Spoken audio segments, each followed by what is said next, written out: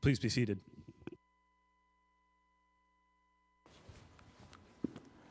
Good morning. Good to see you all. Great to worship with you on a day like today as we move into the month of March. What a blessing it is to gather and to be a part of each other's lives. I do have a couple announcements, more announcements. Thank you. Brother Randy, it's good to see you up here. Now there's at least two good-looking people up on stage, right? No offense to the others. No, just... The first one is Lana Rao sent me a message this morning. Kurt is back at Cadlick. Kurt is, he's not doing well. He's got an infection, a prostate infection, as well as pneumonia still. And so it's just this perpetual thing. And that's hard on both of them. And so prayers for healing for him, and then some peace and comfort for Lana. And then for those of you who are going to Yamhill, we want to work on some transportation issues. If you want to meet me in that back corner immediately after services, we can discuss what it would be for us to get up to Yamhill this coming Thursday, or for what works best for everyone's schedule. So if you can do that, meet me in the back and we will discuss that. Times are tough. There's no doubt that we all feel the sting of inflation. As we buy groceries or products, although anyone may, we would all agree that inflation is just part of an economic trend. There are fluctuations in all economies. It still hurts. And the hope is that inflation doesn't rise above what we can deal with. And the valuation of dollars or whatever you want to attribute it to, inflation is hard. However, there's one other slightly sneaky aspect of inflation, and it's been given this term shrinkflation. It's an idea that manufacturers will reduce the amount that they package so that it looks like you're getting the same amount, but there's a smaller quantity inside. And so you feel like you're getting the same amount, but you may not recognize it has been drastically reduced. Now, manufacturers do this for a lot of reasons. One, it's easier to make less, right? And so you can charge the same amount for a less amount of product. And you hope your customers don't notice. You hope that if you shrink your packaging or what the amount in your packaging, that the customers would not notice. And this has a lot of features. Cost management is the highest reason. But customers, once they begin to notice it, they feel cheated. They feel like they're not getting an honest deal. What I used to get was bigger. And we've seen this all across. Once upon a time, the Whopper was a Whopper of a sandwich. At least that's what I've been told. Or the Big Mac was a Big Mac. Now things start to get smaller and smaller, and you notice that things aren't what they used to be. A couple of examples. I don't want to use any major corporations, but a well-known yogurt company, they have been using these little single-serve yogurt containers. Over the last couple of years, they shrunk from 6 ounces down to 5.3 ounces, and now those little tubs are 4.5 ounces. You don't recognize it. It looks the same, but less and less comes into the package. Another facial tissue company has reduced the amount of tissues 65 to 60 within their containers. And you may not notice it. It's only 5 tissues, but they save a lot of money and they charge you the same amount. Paper towels, maybe the sheets stay the same size, but they're slightly smaller sheets. And so they can say, we're giving you 300 sheets, and yet the sheets are smaller and smaller. And we notice these things, but we don't really think about them. And then a sports drink company has reduced their large containers, 32 ounces, down to 28. We see this, we feel this, and perhaps we notice that the inside does not match the outside, or we do not feel that we are getting what we deserve. And that's why this morning we're going to discuss the great problem of hypocrisy. when the inside doesn't match the outside. The inside is different than what the expectation is from the outside. In Luke chapter 11, Jesus goes through this list of woes against the religious leaders, the Pharisees. And so we're going to touch on that for a moment this morning because it leads into chapter 12, and I can't teach one without looking at the other. And so this morning we're going to start by looking at Luke chapter 11, verses 37 through 54, only briefly. But I want you all to look and see what is being levied against these religious elite or the leaders of that day. Jesus, in this discussion, he says that one of the problems with the Pharisees is that they are willing to clean the outside, and yet their inside is wicked. This is exactly what we see in the true meaning of hypocrisy, the inside not matching the outside. Willing to do this external cleansing in hopes that it would show that you are internally clean. The other side of it would be that they are willing to tithe their spices, even the most minute area of their life. They're willing to take a look and say, how can I give to God even the smallest amount? And yet Jesus says that their problem is they're willing to tithe, but they're not willing to share the love to those around them. You see, one requires an internal change. One is just looking at the external measurable qualities, and yet the other is about this internal change. They desire the seats of honor, yet they honor themselves above God. They're willing to place themselves as a position of importance, but aren't truly willing to give God that same throne. They want to build monuments to the prophets, and yet are unwilling to receive prophets in their own right. Verses 47 through 51. And when we look at this listing of woes, what we come to understand is just what I've been saying, that it has the appearance of good. Each one of those things has these external measurements. It looks good from the outside, but there is no internal change. It is merely doing something to show others your level of spirituality. And what this does, when you have an appearance of good but no internal change, it promotes hypocrisy. We use this term all the time, hypocrites or hypocrisy or hypocritical thinking or whatever it might be. It actually has its roots in Greek play acting. You see the Greeks, they would have these great dramas or tragedies or comedies, and they would put on these masks. And they would show these different characters, much like what we see today. The term came to be associated with someone who is willing to put on a show, an actor, someone who's devoted to theater or drama, someone who pretends to be something they are not. And we look at these terms and we notice ourselves that it is easy to get into this line of thinking. It's easy to get into this understanding of what it means to pretend to be something you are not.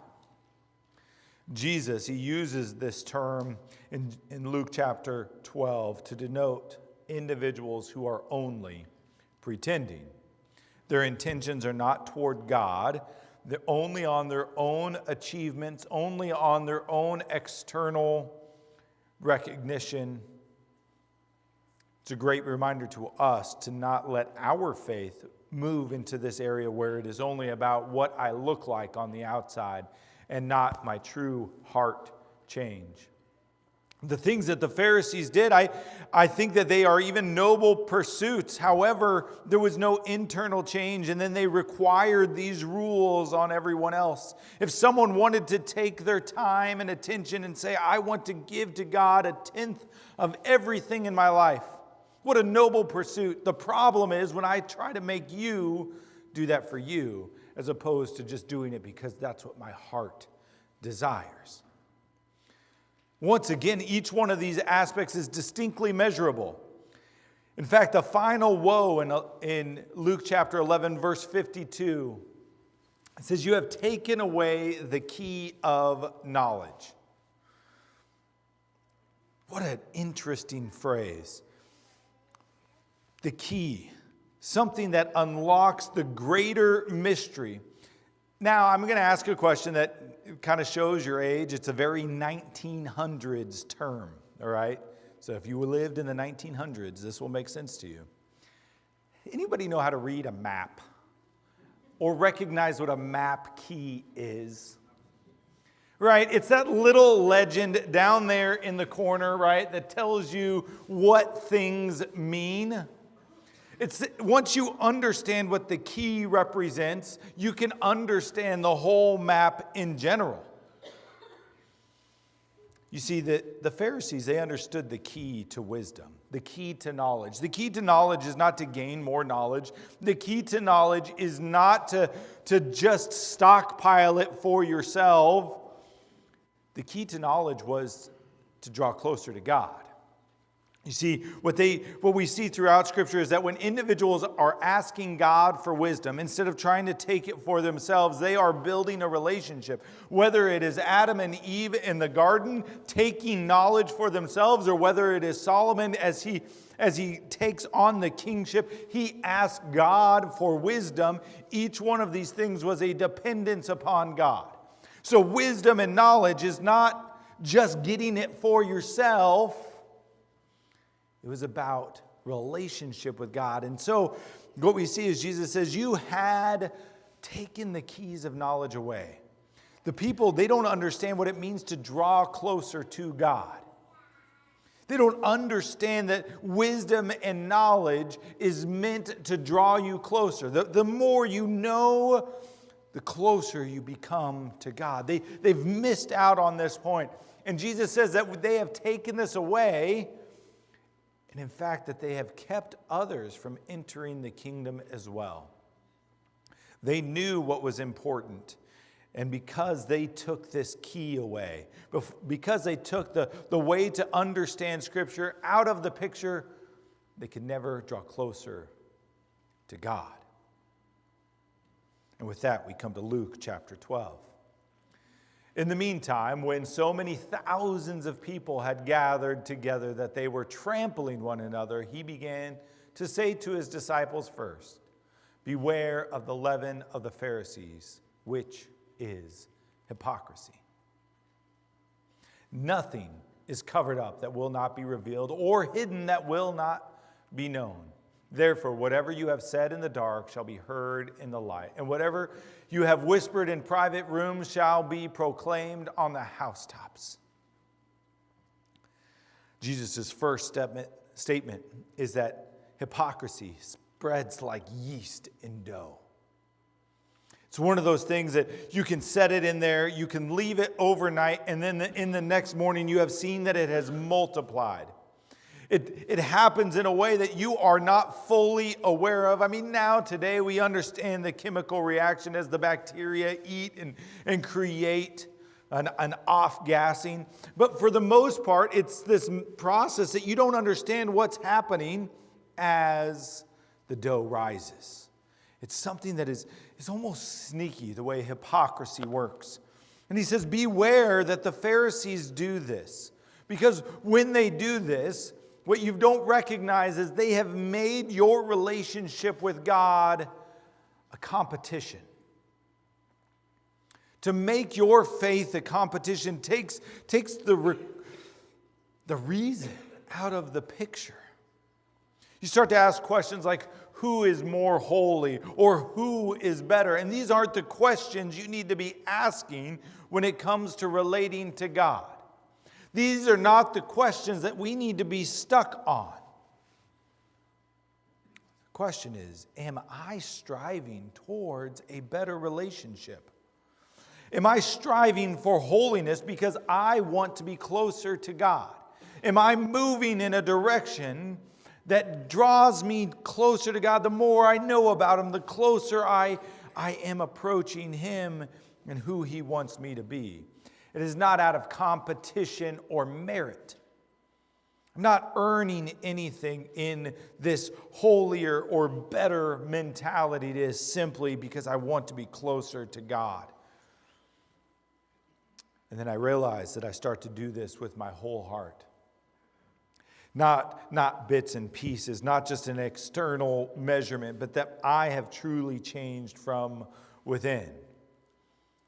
And we do this not by keeping score or record, not by comparing ourselves to others.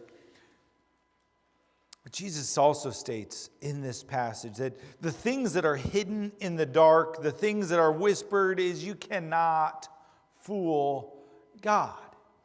No matter how much we may fool others or ourselves, this inner change, God is weighing out the thoughts and the intentions of our hearts. And so he says, those things that are whispered in the dark, the things that you say within inner rooms, the things that nobody knows about, the behaviors that we have, the thoughts, the things that we may do in secret will be made known. He says those things that you think you can cover up, they'll be said from the housetops. Those things that you think that no one knows or cares about, he says those things will be revealed. So those little inconsistencies within our life, those little pieces of us that we want to keep back, God knows all of these things.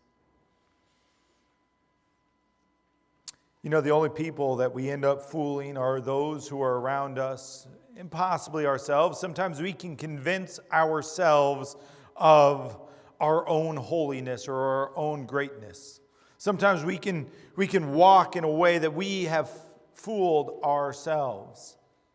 We should then reflect on the words of the prophet Jeremiah as he says, I, the Lord, search the heart and test the mind, to give every man according to his ways, according to the fruit of his deeds. You see, everything we have will be brought to light. Everything we do or think will be exposed. These are the things that you can't keep from God. And yet, hypocrisy is so destructive because we pretend. We play act. We put on a show. We're reminded that there is, in Matthew's Gospel and the Sermon on the Mount, that there is a reward for hypocrites. And in fact, our culture brings this up. If you're really good at play acting, if you're a really good actor or actress, you can get your star on the Walk of Fame. People note those who are good at faking it. Our culture is built upon this. So we should avoid it. We should avoid the fact that this cannot be a part of our lives. I'm not saying you can't be in a drama. Mr. David, you're all right. I'm not saying you can't be a part of that, but we cannot let our days and our lives go on in a way that we are pretending to be something we are not. This earthly reward for hypocrites, they receive their reward. That's the truth of it. They get the praise, the accolades, the money. That is a part of acting. And if we become hypocrites, we do gain these things. Praise, riches, status. But that should not be our goal. Our goal is to draw closer to God. Our goal is to be in a relationship with Him so that He is everything to us as we live in this world. Luke continues on, or Jesus as he is teaching, he's going to tell this, your soul is of you, and the things you have prepared, whose will they be? So is the one who lays up treasure for himself and is not rich toward God. This lesson begins as a man approaches Jesus to mediate family affairs. Right off the bat, we see the issue. And Jesus plainly tells this man that he is not going to adjudicate. He is not going to mediate between these family issues. Not that Jesus is incapable, but that was not his purpose. Moses came and he became a judge for all of Israel. Jesus' reason, the reason he was there is to bring salvation to humanity. Jesus is not here to be a judge over the affairs of these two individuals. And we've all seen this kind of thing before. It's a tragic event as someone that we care about passes away, and then there is a squabbling over where wealth and inheritance may come from or to, who gets what after so-and-so departs this earth. It's something that is a tragedy within the world that we live in. And you could imagine that these two individuals, the one who approaches Jesus just wants some sort of finality. May this be over. Tell him to divide the inheritance with me. But Jesus cuts to the root of the issue. He says, this covetousness, this wanting something that is not yours, this is wrong. He says, life is not consumed by an abundance of possessions. Now, you may not understand this, but there is a way to go through life in a self-serving manner. I know, shocking. People may care only about stuff. And Jesus says, life isn't about stuff. That may come as a shock to you. The question wrapped up at the end of this passage is, what does it mean to be rich in God's eyes? Where does that value lie? Where does that lie in reality, and where does that lie in your heart? What does it mean to be rich according to God? We could discuss the arbitration of family goods. We could look at the blessings of a bumper crop. However, the heart of this parable is contained in the words that God speaks to the rich man. He says, "Fool." He says, "Fool, this night your soul is required of you, and the things you have prepared, whose will they be?" This man who has lived in a way that God has blessed him. You think of the young person who comes asking Jesus for arbitration. He's concerned about his inheritance, that he is desiring the things of others. This parable is simple enough. Told on its own, it teaches itself. We have an already rich individual who comes into even more wealth. The man is prudent and industrious. In fact, by most standards, you would say that he is wise. Right? He takes what he has. This is the same thing that we see throughout the Bible. A guy like Joseph, he is in Egypt. He gets more wealth. He says, "I will build storehouses so that I can bless others." The man in this parable seems like he's doing the right thing. Except when we tie it into Luke chapter 11 and the key to knowledge or the key to wisdom, when we start focusing on those things, we recognize that this man has left out one key feature in his life.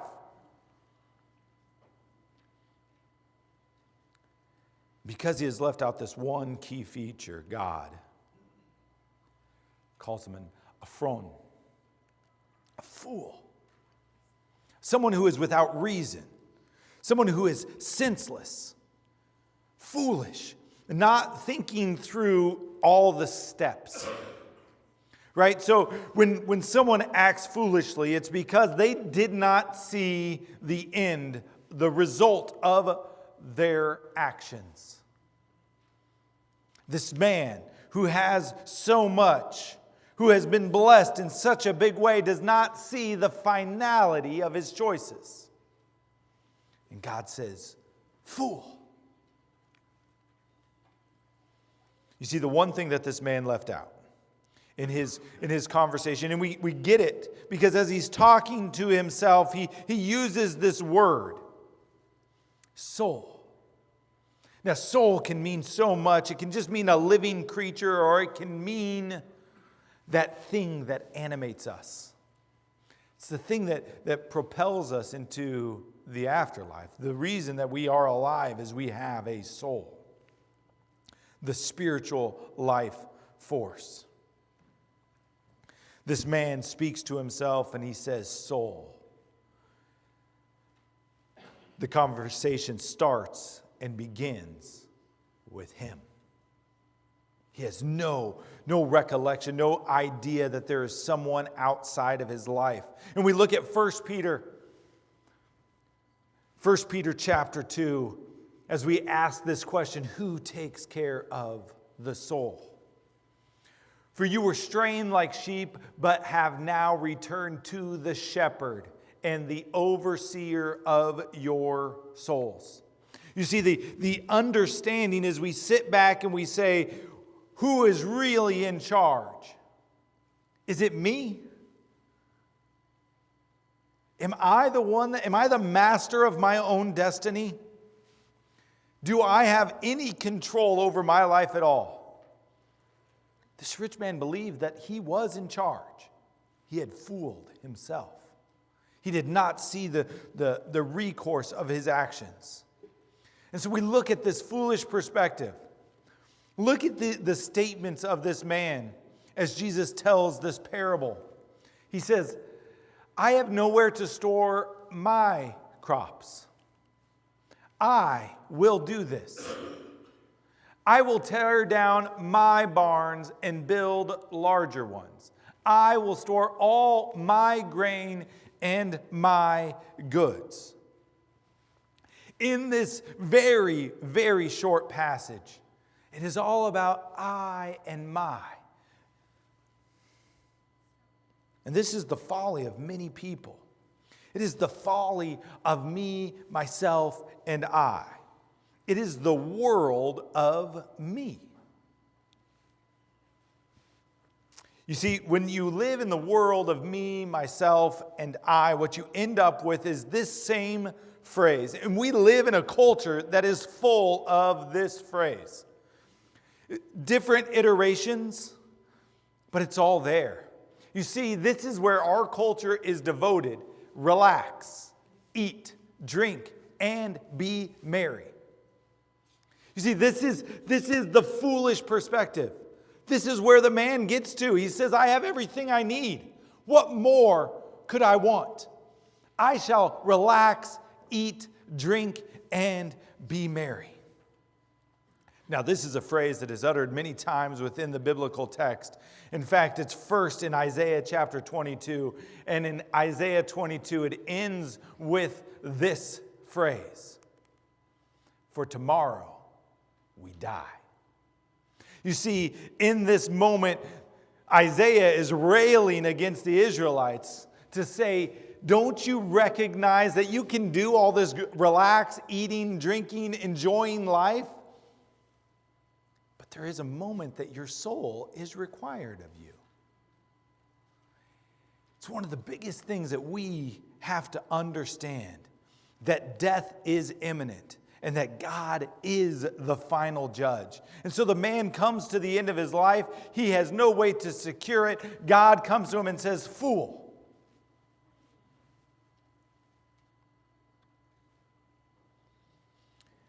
This morning we started with this idea of the inside not matching the outside.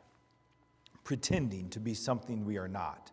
The hypocrisy of the Pharisees is lying to others. I can look a certain way so that people think more of me. Perhaps I think more of myself. Hypocrisy is a dangerous thing. And then we uncovered that God searches our intentions, the thoughts of our heart. Nothing that we keep in secret will not be revealed. And then we discovered that there's a rich man. And maybe we fit into that category. There's a rich man who has fooled himself into thinking that there is no one that is a master over his soul. There's a rich man who thinks that he has everything figured out, that all he has left to do is to eat, drink, and be merry. Do not fall into the folly of either one of these ideas.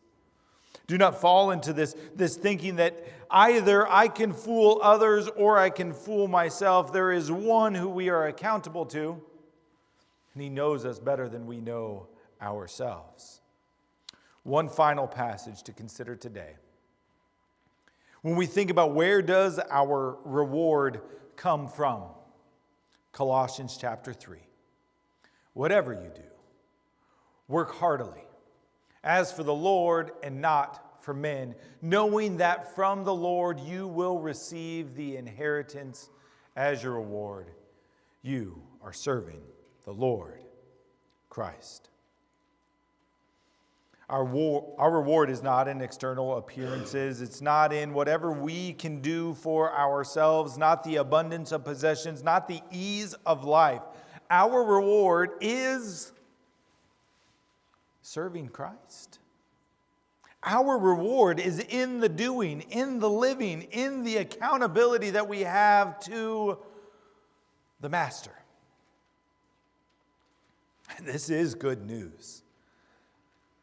It is good news because nobody likes faking it. No one likes a faker. People like to be themselves. People don't want to put on the production. People want to be able to come before God and say, this is me, this is who I am. What good news there is in that. I don't have to pretend. I can just say I want to draw closer to God. I don't have to fake anything. I don't have to act foolishly. Because God is the one that's in control. And we look to Him and we place our hearts and our minds in Him. And we know that He is the shepherd and the overseer of our souls. If you have any other needs of the congregation, I encourage you to come forward while we stand and while we sing.